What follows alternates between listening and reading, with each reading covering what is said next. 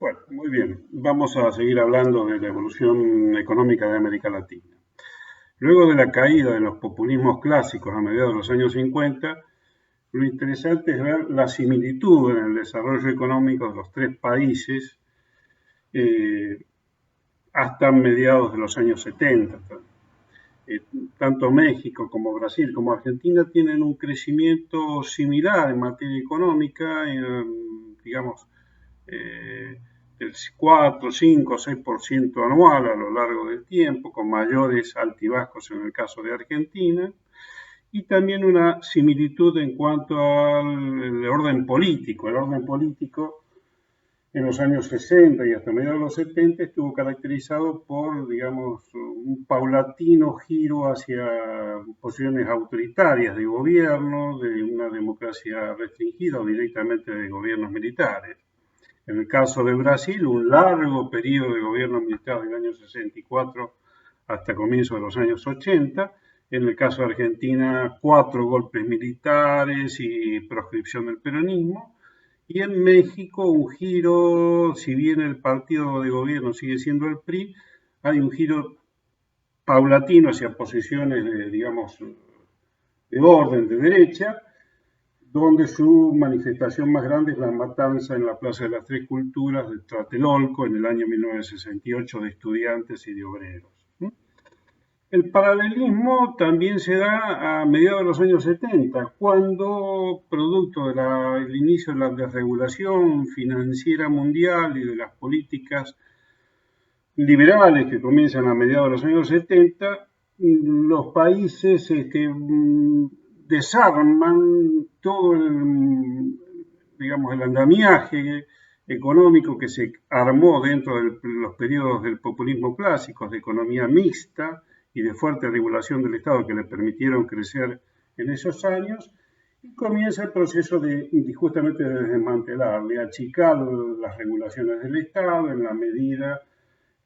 avanzar en privatizaciones periféricas del Estado, y en particular un aspecto central va a ser el comienzo del endeudamiento externo muy acelerado que se da a partir del 74, 75 en adelante, en ese periodo de desregulación financiera mundial. Otro aspecto también de pérdida del nacionalismo va a ser la cesión de la soberanía jurídica sobre aspectos económicos. En el caso de la dictadura argentina, la introducción del vínculo con el CIADI, que va a, digamos, resignar soberanía sobre las inversiones extranjeras en el país, cuestión que también fue acompañada por pérdida de soberanía jurídica por parte de México y de Brasil, y lo tienen ahí explicado en el texto. Eh, Fue similar también la situación de los tres países, muy claramente en el año 82. En el año 82 la Argentina entra en cesación de pagos, luego de ese abultado proceso de endeudamiento externo y producto de la guerra de Malvinas.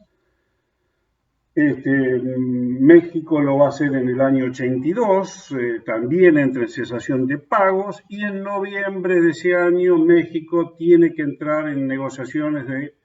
con el Fondo Monetario para renegociar también una deuda externa que se vuelve insostenible. En paralelo la situación y va llevando, después de esos años, a los años 90, la aplicación de políticas ya con toda claridad neoliberales, así se las llamó,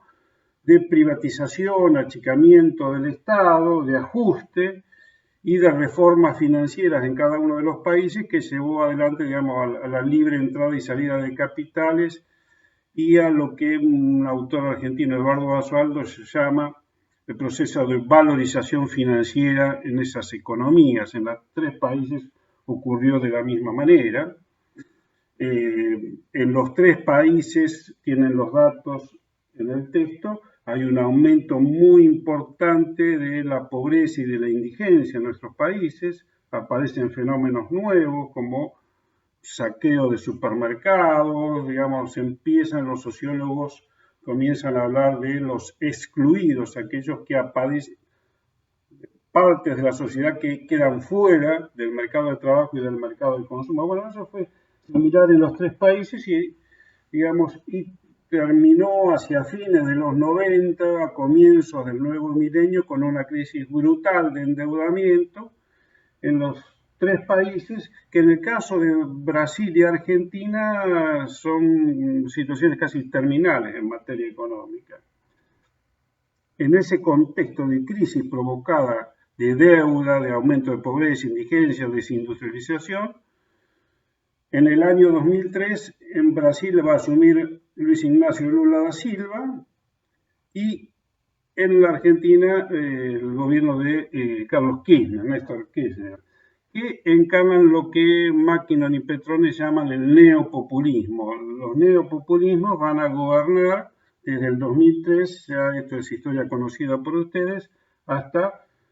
el 2015 en el caso de nuestro país y algún año más en el caso de Brasil con Dilma Rousseff. Bueno, los datos es que el paralelismo va a ser continuo en este periodo. Asumen en el mismo periodo y adoptan medidas de carácter nacionalista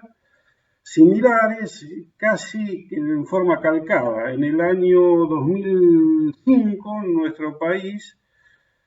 y Brasil toman la decisión de pagar sus deudas con el Fondo Monetario Internacional con el objeto de tener una política económica independiente, cuestiones que comienzan en ese año, a partir de ese año, y también a fines de ese año 2005,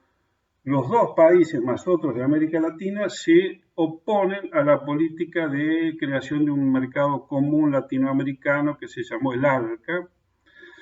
que fue patrocinado o impulsado desde Estados Unidos. Bueno, en una conferencia que se realiza en nuestro país en el año 2005 se boicotea y finalmente se derriba la idea de crear esta alianza de comercio en toda América, incluyendo a los Estados Unidos. Bueno, son medidas, digamos, que muestran el nacionalismo y que se ven acompañados por políticas populistas de distribución del ingreso, a semejanza de lo que habían sido los movimientos populistas clásicos. A lo largo del tiempo de estos gobiernos, lo que ustedes pueden observar, están los datos en el texto, es un crecimiento significativo del Producto Bruto Interno después de salir de esas crisis tan importantes, un fenómeno de nacionalización de empresas, más fuerte en el caso de la Argentina, pero donde que en paralelo el Estado brasileño mantiene una fuerte políticas de regulación económica sobre las empresas claves de la economía brasileña, Petrobras, Electrobras, que ya habíamos señalado, y donde se da un aumento de las condiciones sociales, una mejora significativa.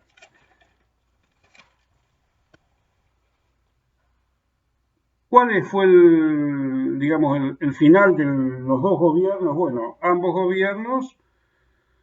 no sufren, al igual que los populismos clásicos, golpes militares, sino que fueron derrotados electoralmente en el caso de la Argentina y por medio de un proceso parlamentario muy discutido en el caso de Brasil,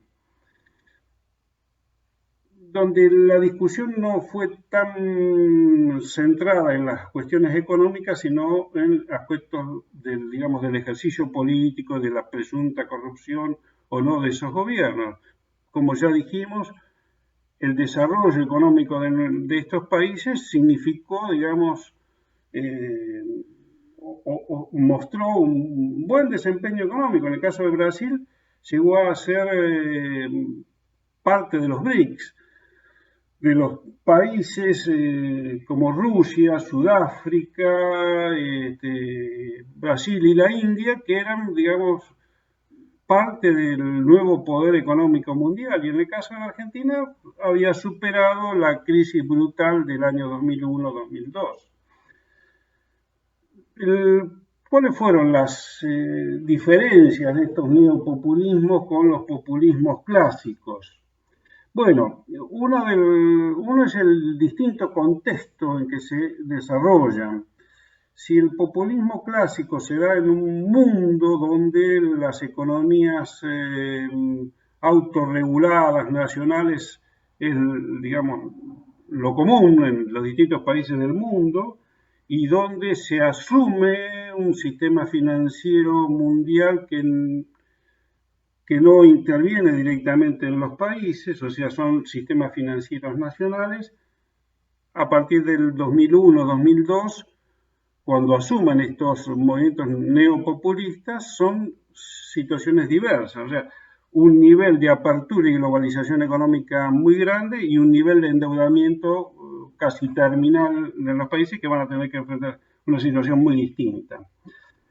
También es mucho mayor la dependencia tecnológica y, digamos, la necesidad de divisas para lograr el desarrollo económico en el 2003 que a mediados del siglo XX. Por otro lado, las alianzas sociales que dieron origen a los movimientos nacionales y populares y los neopopulismos son diversas. Si los nacionalismos populares fueron encarnados por jefes militares con fuerte apoyo militar y con un sector de la burguesía nacional que los apoyó en sus gobiernos, los neopopulismos surgen mucho más débiles en muchos casos, bueno, en los dos casos, Brasil y Argentina, con algún grado de fricción y enfrentamiento con las fuerzas militares y con una burguesía nacional que ha enlazado sus intereses con empresas extranjeras y o que se ha acostumbrado a tener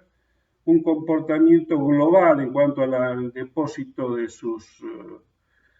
capitales, a partir de los paraísos fiscales, o sea, un mundo muy diferente desde el punto de vista empresario y también una sociedad diferente, una sociedad en el 2003 que ha cambiado su mentalidad producto de la globalización y que tiene consumos que son muy diferentes de los que ocurrían a mediados del siglo XX. Digamos, tiene consumo de viajes, de productos importados que eran impensables a mediados del siglo. La sociedad también del 2003 en adelante, cuando reciben el gobierno los neopopulismos, es una sociedad mucho más fragmentada, con la aparición del término este que mencionamos anteriormente, de los excluidos, que va a ser mucho más compleja la articulación de todos los sectores para llevar adelante las políticas y donde se tiene que enfrentar a una situación de concentración de la riqueza muchísimo mayor que a mediados del siglo. Y finalmente otro de los aspectos que están señalados en el texto es, digamos, una concentración, extranjerización de medios de comunicación que van a ser un factor muy importante en el ejercicio del poder en estos países y hasta el día de hoy un poco determinan la marcha económica y social de estos países. Así que, bueno,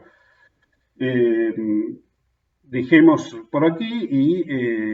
seguiremos con próxima unidad, que es de la globalización a nivel mundial y los cambios que hay en los últimos